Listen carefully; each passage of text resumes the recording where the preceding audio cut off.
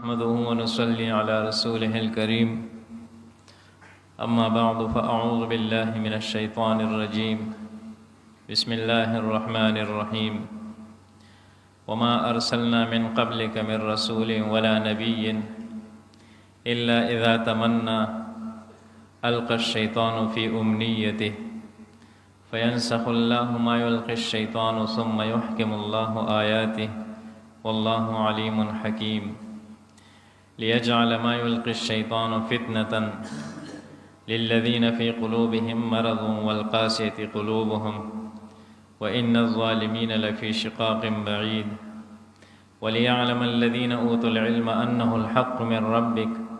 فيؤمنوا به فتخبت له قلوبهم وإن الله لهادي الذين آمنوا إلى صراط مستقيم ولا يزال الذين كفروا في مرية منه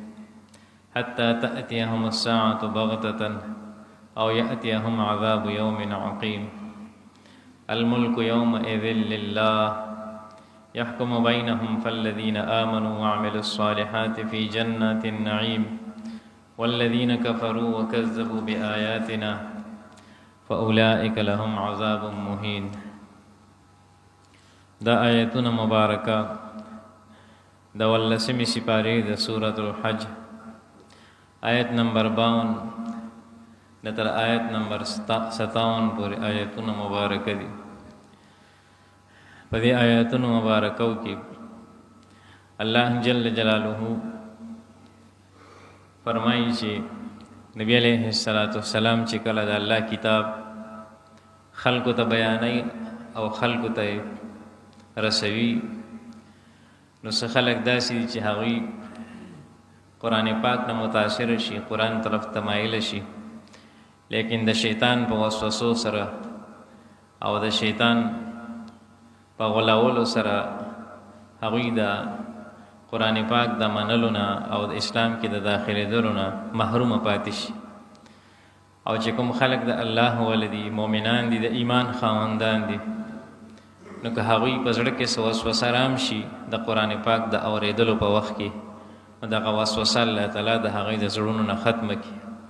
او دا د هر پیغمبر په دور کې داسې شوي دي چې کله د الله پیغمبر د الله پیغام خلکو ته بیانولو د هر پیغمبر د پیغام په مقابله کې شیطان هغه خپل کوشش کړی دی او خلک یې دوکه کړي دي د خلکو په زړونو کې وسوسې اچولي دي. چې کوم د کامل ایمان خاوندان دي نو هغوی د شیطان د دې وسوسو پروا نه ده ساتلي او د هغوی ایمانونه هغه په خپل ځای باندې مضبوط او راسخ پاتې شوي. او چې کوم خلک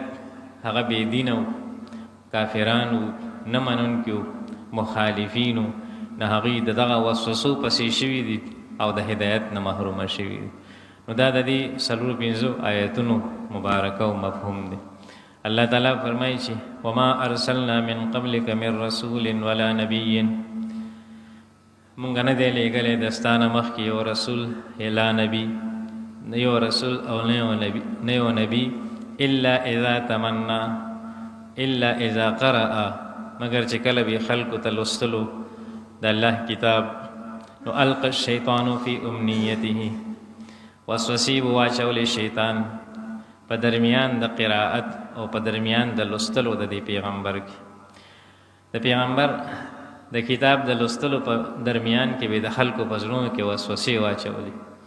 فینسخ الله ما یلقي الشیطان الله تعالی به ختمې کې هغه وسوسې چې شیطان به اچولې د خلکو په زړونو کې فی قلوب السامعین ثم یحکم الله آیاته والله تعالی به خپل آیتونه محکم او مضبوط کړل.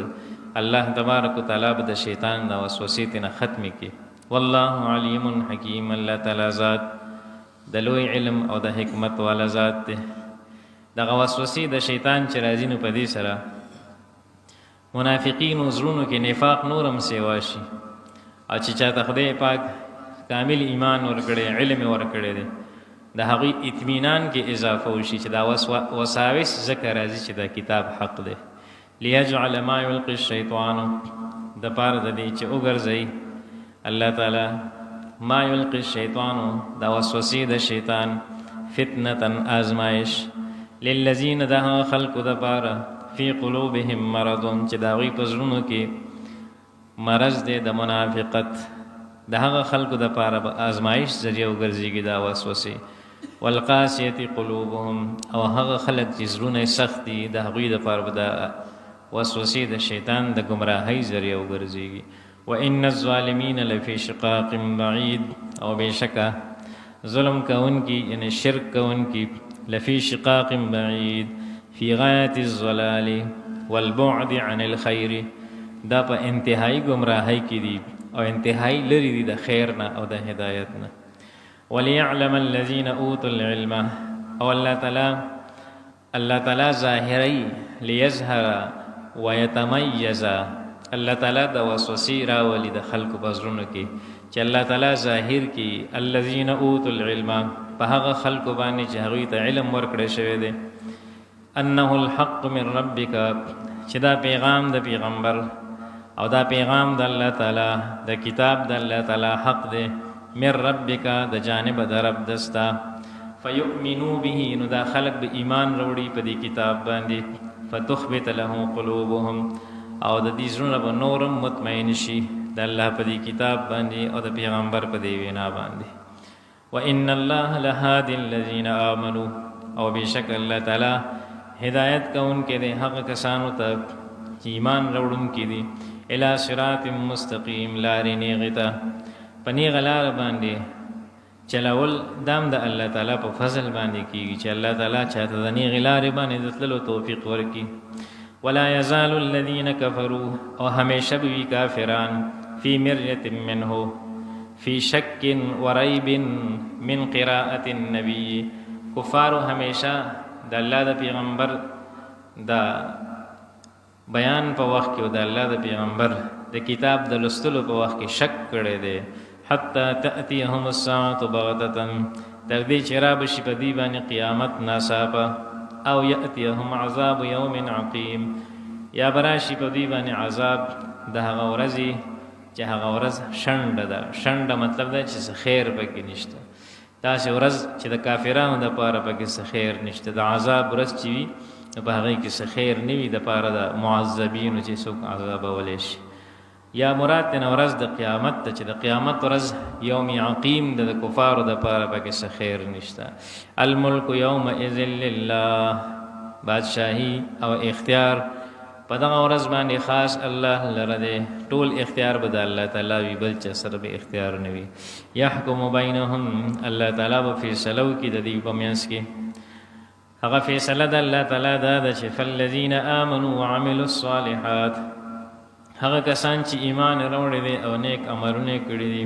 فی جنات النعیم، د نعمتونو په جنتونو کې وي، داسې جنتونه چې په هغې کې به د الله تعالی نعمتونه وي. والذین کفروا وکذبوا بآیاتنا، او هغه کسان چې کفر کړی دی او زمونږ د آیتونو تکذیب کړی دی، زمونږ د آیتونو نه انکار کړی دی، فاولئک لهم عذاب مهین، دا داسې خلک دي چې د دوی دپاره به عذاب د اهانت والا وي، داسې عذاب چې په هغه عذاب باندې به دوی رسوا کېږي او الله تعالی به پې باندې ذلیله کوي او شرمنده کوي به یې ورباندې. سبحان ربک رب العزة